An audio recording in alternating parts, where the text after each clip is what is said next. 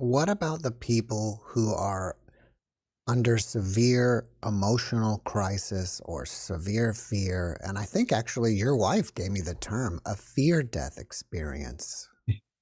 Yep, that's right. The wife was on earlier. Invite Mm. you to take a look at what she's a great show, by the way, with my Thank you. wife. We'd use the term fear death experience. Other researchers have looked at that.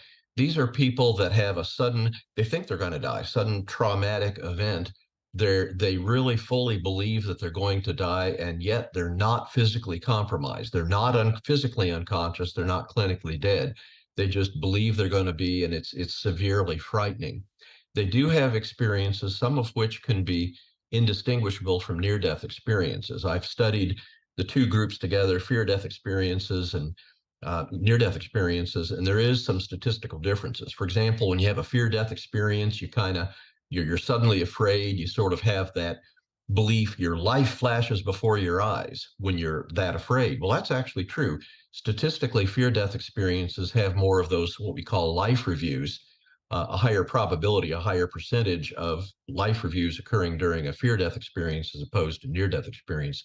But understand fear death experiences are, if you will, under that overall umbrella of spiritual experiences. Near death experiences are there, um, fear death experiences can be there, spontaneous out of body experiences can be there. So it's all part of that. Those, if you will, scholarly literature may call it mystical experiences, but helps us to learn that there really is that typically unseen world, universe even around us, that we all have a portal to in these spiritual experiences.